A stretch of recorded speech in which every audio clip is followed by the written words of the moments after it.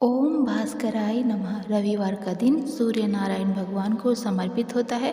आज सुनिए सूर्य नारायण भगवान की संपूर्ण कथा और कथा के अंत में आप सुनेंगे आदित्य हृदय सूत्र का हिंदी अनुवाद। जैसे सोमवार का दिन भोलेनाथ को समर्पित होता है, शनिवार का दिन शनिदेव को समर्पित होता है, वैसे ही रविवार का दिन सूर्यदेव को समर्पित माना जाता है।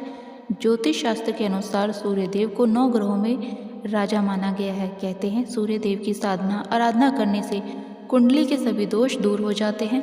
कुंडली में अगर सूर्य मजबूत अवस्था में हो तो समाज में व्यक्ति को खूब सारा यश मान सम्मान मिलता है, सुख समृद्धि की वृद्धि होती है और निरोगी काया भी प्राप्त होती है।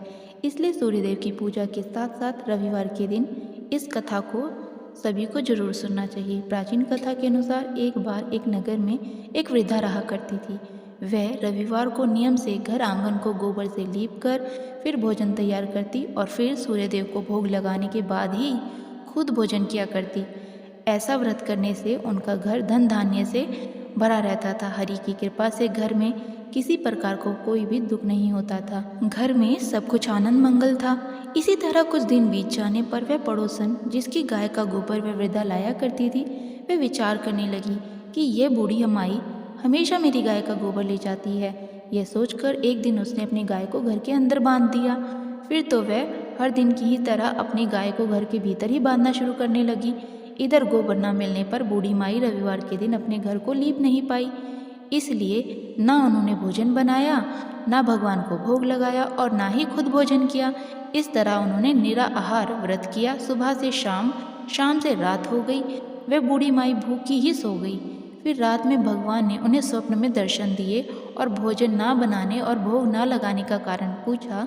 तब बूढ़ी माई ने सूर्यदेव को बताया कि गोबर ना मिलने के कारण आज वह भोजन नहीं बना सकी।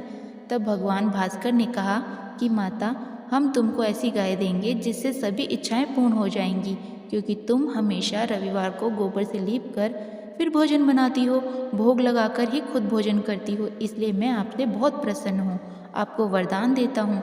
तब सपने में भगवान का ये वरदान पाकर जब बूढ़ी माई की आँख खुली तो देखा कि आंगन में तो एक बहुत सुंदर गाय और बछड़ा बंधे हुए हैं। गाय और बछड़े को देखकर वह बहुत खुश हो गई और घर के बाहर बांधकर उन्हें खाने को चारा डाल दिया।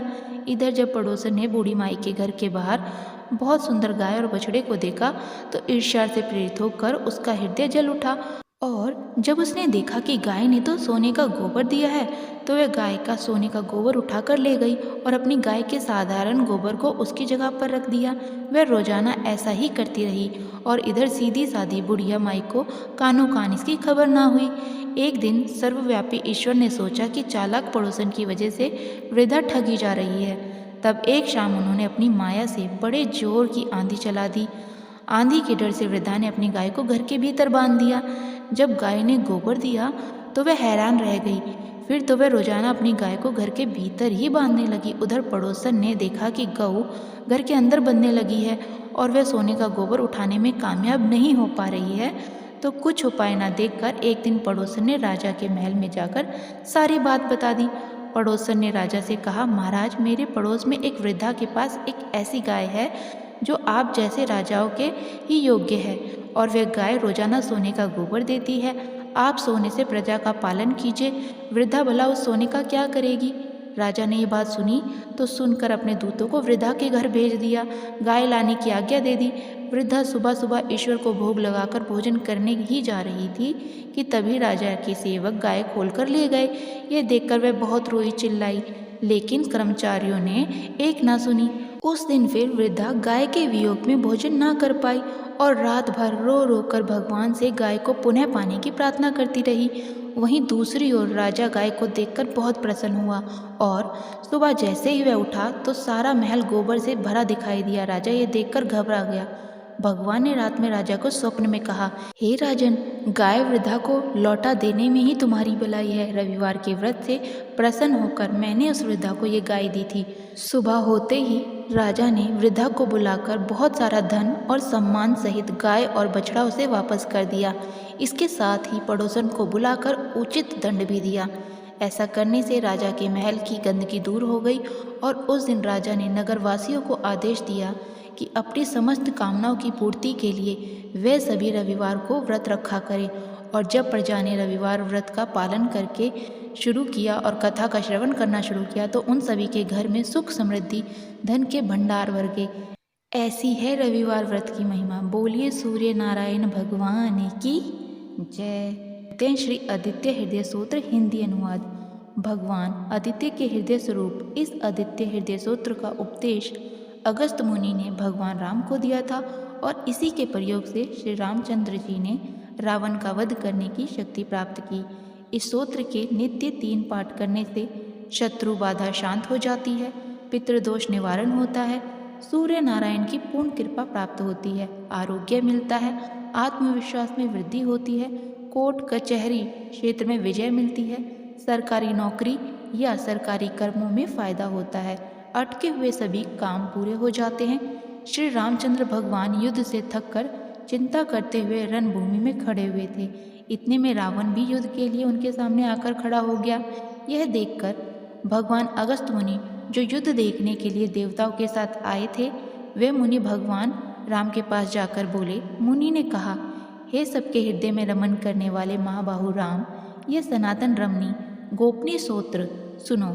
वत्स, इसके जाप से तुम युद्ध में अपने समस्त शत्रुओं पर विजय पाओगे, इसमें संदेह नहीं है। इस गोपनीय सूत्र का नाम है आदित्य हृदय सूत्र। ये परम पवित्र और शत्रुओं को विनाश करने वाला है।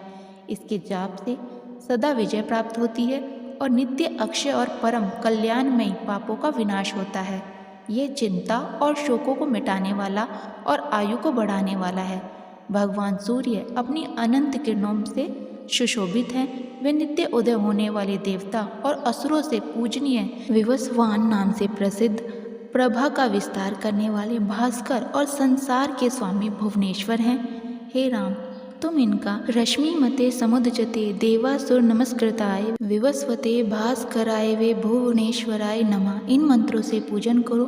संपूर्ण देवता इन्हीं के स्वरूप हैं। ये तेजों के राशि तथा अपनी किरणों से जगत को सत्ता और सुफृति प्रदान करने वाले हैं। ये अपनी रश्मियों को प्रसार करके देवता और असुरों सहित संपूर्ण लोकों का पालन करते हैं। यही ब्रह्मा, विष्णु, स्कंद, प्रजापति, इंद्र, कुबेर, काल, यम, चंद्रमा, वरुण, पितर, वसु, साध्य, अश्वनी कुमार, मारुत, गण, मनु, वायु, अग्नि, प्रजा, प्राण, ऋतुओं को प्रकट करने वाले तथा प्रभा के तजों में पुंज हैं। इन्हीं के नाम आदित्य, अदिति पुत्र, सविता जगतों उत्पत्ति करने वाले, खग आकाश में विचरण करने वाले, पुषा पुष्टिदायक, गर्भस्तिमान, प्रकाशमान, स्वर्ण सदृश्य, भानु, प्रकाशक, हिरण्यरेता, ब्रह्मांड उत्पत्ति करने वाले, दिवाकर, अंधकार को दूर कर उजाला देने वाले, हरिदश्व, हरे रंग के घोड़े वाले, सहस्त्रार्ची, हजारों किरणों से सुशोभित, सप्तसप्ती, 7 घोड़ों वाले, मरीचिमान, किरणों से सुशोभित, तिमरो, उन मंथन अंधकार का नाश करने वाले, शुभ कल्याण काक, त्वष्टा जगत का संहार करने वाले,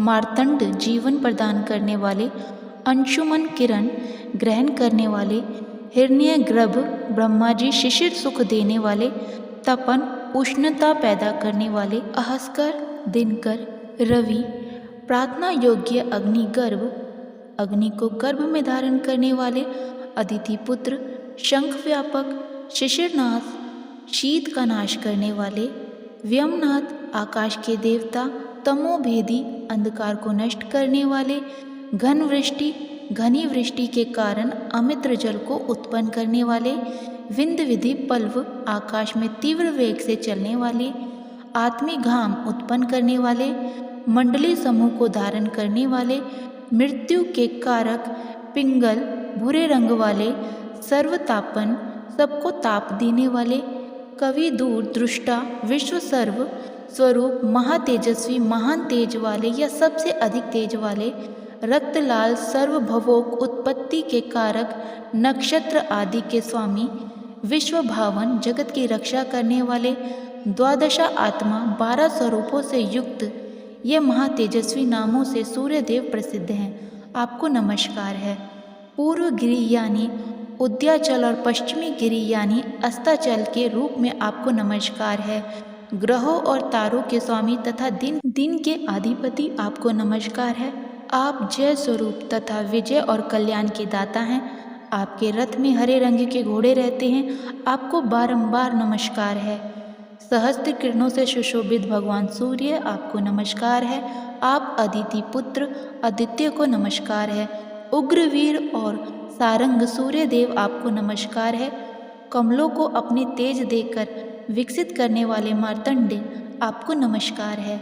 आप ब्रह्मा विष्णु और शिव के स्वामी हैं। परात्पर रूप में सूर्य आपकी आज्ञा है। यह पूरा सूर्यमंडल आपका स्वरूप है। सबको स्वाहा कर देने वाली अग्नि भी आपका ही रूप है। आप रौद्र रूप धारण करने वाले हैं। आपको नमस्कार है। अज्ञान और अंधकार के आप नाशक हो। जड़ता और शीतलता के कारक हो।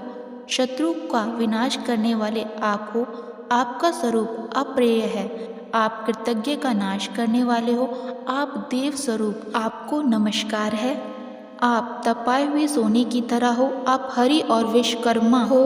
तम के नाशक प्रकाश स्वरूप जगत के साक्षी हो। आपको नमस्कार है।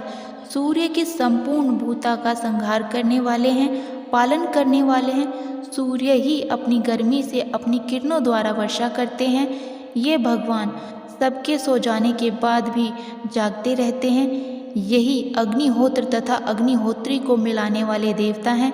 देवता यज्ञ और यज्ञों के फल प्रदान करने वाले भी यही हैं। संपूर्ण जगत में होने वाली क्रियाओं के फल देने वाले यही हैं। राघव विपत्ति में, कष्ट में, दुर्गम में तथा किसी भी प्रकार के भय के अवसर पर जो कोई भी मनुष्य इस सूर्यदेव के स्तोत्र का कीर्तन करता है उसे दुख नहीं भोगना पड़ता। इसलिए हे राम, तुम एकाग्रचित्त होकर इस देवाधि देव जगदीश्वर की पूजा करो। इस आदित्य हृदय का 3 बार पाठ करने से तुम युद्ध में निश्चय ही विजय प्राप्त करोगे। माँ बाहु राम, तुम इसी क्षण रावण का वध कर सकोगे। ऐसा कहकर अगस्त मुनि वहाँ से चले गए। अगस्त मुनि का उपदेश सुनकर महातेजस्वी श्री रामचंद्र जी का शोक दूर हो गया। उन्होंने प्रसन्न चित्त से आदित्य हृदय स्तोत्र का पाठ किया और स्तोत्र को धारण किया। 3 बार आचमन करके जाप किया। उसके बाद भगवान श्री रामचंद्र जी ने धनुष उठाकर रावण की ओर देखा और उत्साहपूर्वक विजय पाने के लिए वे आगे बढ़ने लगे। फिर पूरा निश्चय करके वे रावण का वध करने के लिए उद्यत हुए। उस समय देवताओं के मध्य में खड़े हुए भगवान सूर्य ने प्रसन्न होकर श्री रामचंद्र जी की ओर देखा और निशाचर राजा रावण के विनाश का समय नज़दीक जानकर हर्षपूर्वक कहा, रघुनंदन अब जल्दी करो। यह था श्री आदित्य हृदय स्तोत्र का हिंदी अनुवाद। बोलो सूर्य नारायण भगवान की जय। उम्मीद करते हैं आपको आज की वीडियो पसंद आई हो। पसंद आई हो तो वीडियो को लाइक अवश्य कीजिएगा।